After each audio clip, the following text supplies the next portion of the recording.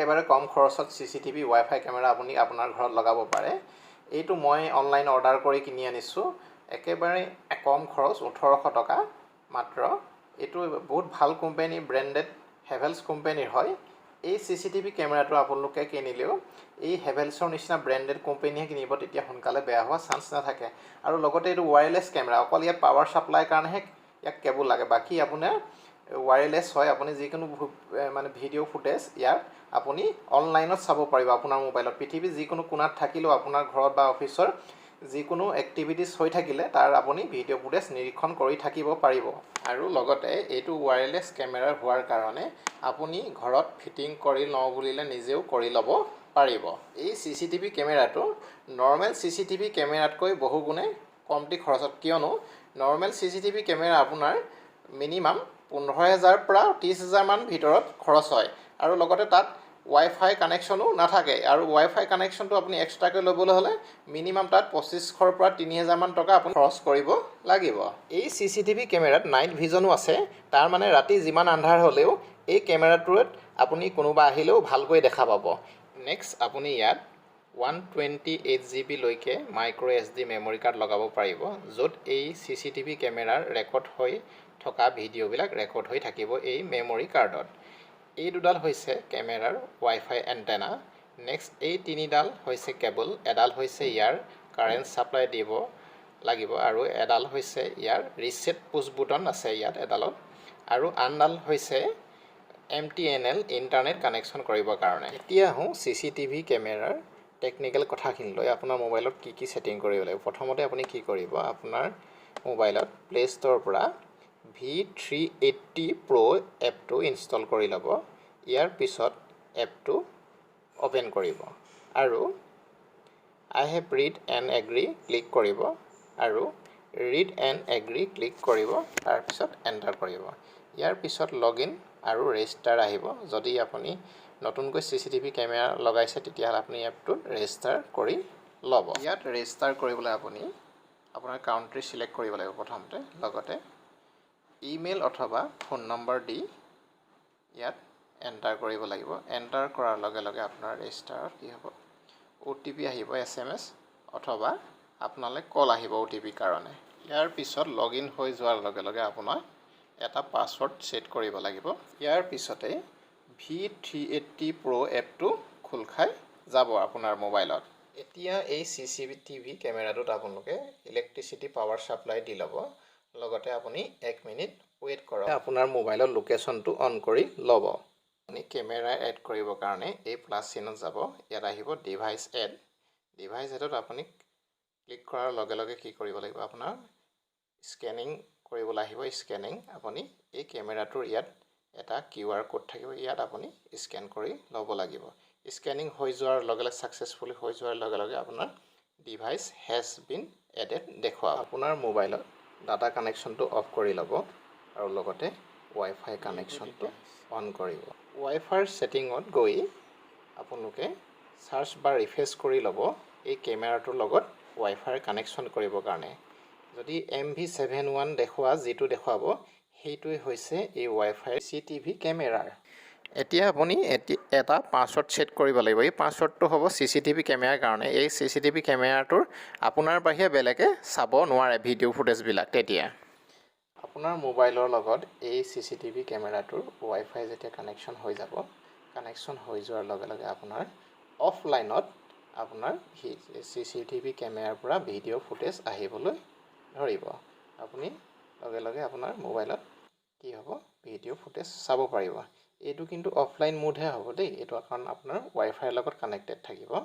আৰু Wi-Fiৰ লগত আপোনাৰ অফলাইন কানেক্টেডত আপোনাৰ মেক্সিমাম 12-13 মিটাৰমানলৈকেহে ইয়াক কভাৰ কৰে। তাতকৈ আপুনি দূৰলৈ চাবলৈ হ'লে ইয়াত আপুনি ইণ্টাৰনেট কানেকশ্যন কৰিব লাগিব CCTV কেমেৰাৰ লগত। তাৰমানে আপুনি এই কেমেৰাৰ ওচৰত যদি থাকে, আশে পাশে থাকে, তেতিয়া আপুনি অফলাইন মোডতো চাব পাৰিব ভিডিঅ' ফুটেজবিলাক। এতিয়া আপুনি যিখিনি ভিডিঅ' ফুটেজ দেখিছে এইখিনি হৈছে অফলাইন মোডত দেখি আছে। এইখিনি ওচৰত থকাৰ কাৰণে ই কভাৰ কৰি আছে, আৰু আপোনালোকক প্ৰথমতে অফলাইন মোডতে দেখুৱাইছোঁ।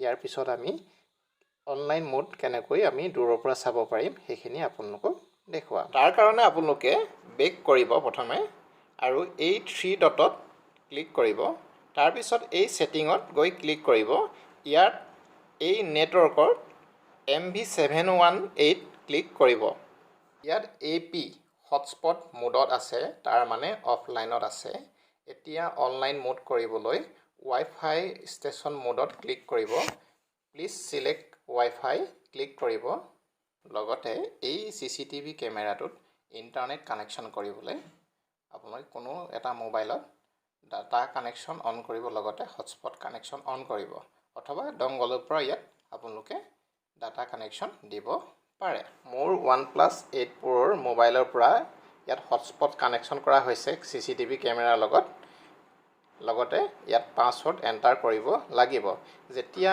আপোনাৰ এই CCTV কেমেৰাৰ লগত ইন্টাৰনেট কানেকশ্যন হৈ যাব তেতিয়া কি কৰিব আপোনাৰ CCTV কেমেৰাটোৱে নিজে জনাব সাউণ্ড কৰি যে তাৰ লগত কেমেৰাৰ লগত আপোনাৰ ইন্টাৰনেট ডাটা কানেকশ্যন হৈ গৈছে লগে আপুনি কি কৰিব যেটো মোবাইলত আপুনি এই এপছটো কন্ট্ৰোল কৰিছে সেই এপছটোৰ যি মোবাইলটো আপুনি এতিয়ালৈকে Wi-Fi কানেকশ্যনটোহে অনলি অন কৰি ৰাখিছিলে লগে আপুনি ইয়াত ইন্টাৰনেট ডাটা কানেকশ্যনটো অন কৰি দিব এতিয়া আপোনাৰ মোবাইলৰ পৰা যেতিয়া ইন্টাৰনেট কানেকশ্যন হৈ যাব CCTV কেমেৰাৰ লগত তেতিয়া কি হ'ব আপুনি পৃথিৱীৰ যিকোনো জায়গাৰ পৰাই আপুনি এই CCTV কেমেৰাৰ আগন্মুখত কি এক্টিভিটিজ হৈ আছে আপুনি সকলো নিৰীক্ষণ কৰি থাকিব পাৰিব আপুনি এইখিনি যিখিনি ভিডিও ফুটেজ দেখি আছে এইখিনি অনলাইন মোডত চলি আছে এইখিনি অনলাইন মোডত চলি থকাৰ ভিডিও আপুনি এতিয়া দেখা পাই আছে আপুনি পৃথিৱীৰ যিকোনো জায়গাত থাকিলেও ইয়াৰ অনলাইন মোডত আপুনি ইয়াৰ ভিডিও ফুটেজখিনি চাই থাকিব পাৰিব কিন্তু তাৰ কাৰণে আপুনি এটো কথা মনত আহিব পাৰে যে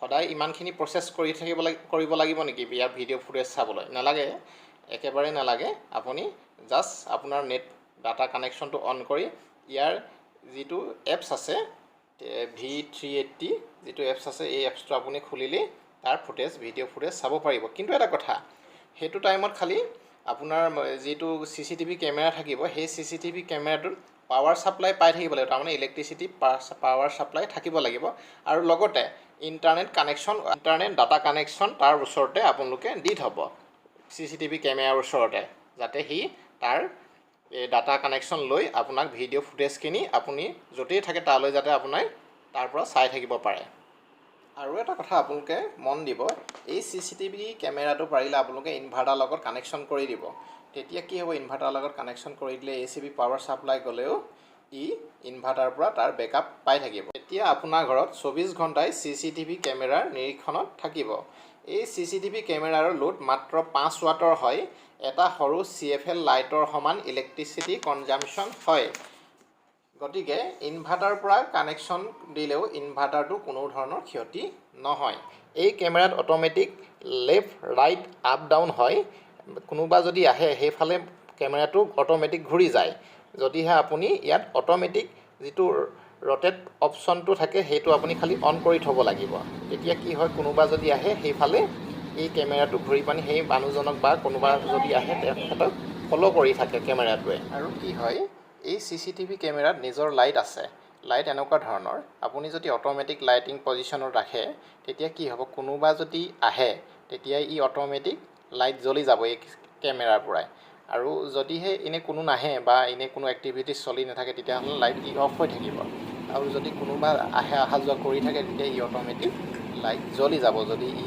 আন্ধাৰ কন্ডিশনত থাকে এৰিয়াটো ইয়াত লাইটৰ অটোমেটিকৰ উপৰি মেনুৱেলিও আপুনি অন অফ কৰি ৰাখিব পাৰে কেতিয়াবা আপুনি অন কৰি ৰাখো বুলি কলো আপুনি অন কৰি ৰাখিব পাৰে আৰু কেতিয়াবা আপুনি অফ কৰিও থব পাৰে কিন্তু নৰমালি আপোনালোকে অটোমেটিকতে ৰাখিব ইয়াত আপুনি ভিডিও জুম কৰিও চাব পাৰিব লগতে এইটো হৈছে SD আৰু HD অপচন ইয়াত ভিডিও SD আৰু HD দুইটাতে ৰেকৰ্ড হয় এইটো অপচনত আপোনালোকে ক্লিক কৰিলে একে সময়তে 4টা CCTV কেমেৰাৰ ফুটেজ নিৰীক্ষণ কৰি থাকিব পাৰিব ইয়াত কি হ'ব CCTV কেমেৰা সন্মুখত যদি কোনোবাই কথা পাতি থাকে বা কিবা সাউণ্ড কৰি থাকে সেই সাউণ্ড আপুনি অনায়াহে অনলাইনত শুনি থাকিব পাৰিব আপোনাৰ মোবাইলত CCTV কেমেৰা সন্মুখত যদি কোনোবা থাকে তেখেতক যদি আপুনি অনলাইনতে কিবা ক'ব বিচাৰে এই CCTV কেমেৰা সন্মুখত থকা মানুহজনক তেতিয়া হলে এই অপচনটো আপুনি ক্লিক কৰি আপুনি ইয়াত কিবা কথা ক'ব পাৰিব তাৰ মানে কেমেৰা সন্মুখত যদি কোনোবা থাকে তেওঁৰ লগত আপুনি